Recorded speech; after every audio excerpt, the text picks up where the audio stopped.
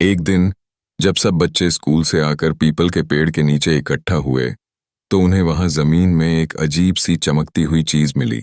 वह कोई साधारण पत्थर नहीं था, बल्कि किसी जादुई चीज की तरह चमक रहा था।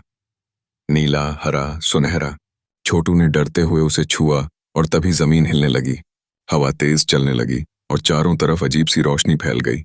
पलक झपकते ही बच्चे किसी और ही दुनिया में पहुंच गए। उनके चारों ओर हरे भरे जंगल थे, अजीब पक्षी उड़ रहे थे और अचानक दूर से आती जमीन की थरथराहट ने सबको चौंका दिया। ये कहाँ आ गए हम? मीना बोली। राजू की आंखें बड़ी हो गईं।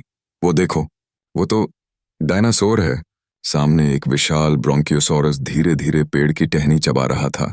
उसका लंबा गर्दन, विशाल शरीर और मासूम आंखें देखकर बच्चों की सांसें थम गईं।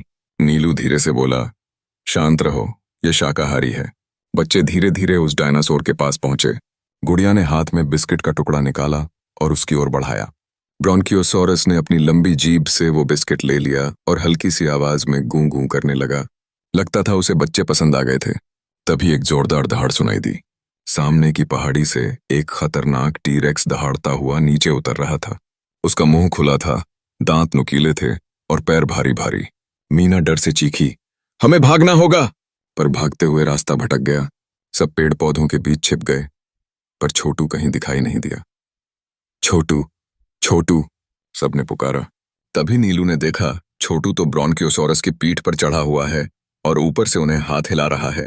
ब्रोंकियोसॉरस ने अपने भारी पैरों से जंगल के बीच एक सुरंग के पास उन्हें छोड़ दिया, जहां एक पुरानी गुफा थी। बच्चे अंदर गए तो देखा कि गुफा के भीतर पुराने जमाने के चित्र बने थे। हाथी, शेर, इंसान और एक गुप्त दरवाजा। गुड़िया ने नक्शा फिर से देखा जो उसकी जेब में था। अब वह जादुई हो चुका था। उस पर रास्ता खुद ब खुद बन रहा था। राजू ने दरवाजे को खोला और सब अंदर गए। वहां एक चमकदार क्रिस्टल रखा था। उसे छूते ही जमीन फिर से हिलने लगी और एक तेज रोशनी के साथ सब बच्चे वापस पीपल के पेड़ के नीचे आ गए। सांझ ढल चुकी थी। सब एक दूसरे की ओर देखने लगे। मीना बोली, ये सपना था क्या? पर तभी छोटू ने अपनी जेब से एक अजीब सी पत्ती निकाली जो किसी डायनासोर के जमाने की लगती थी। सब चौंक गए। नीलू ने कहा, हम कहीं सच में तो डायनासोरों की दुनिया में थे। सबने एक दूसरे की ओर देखा और जोर से हंसने लगे।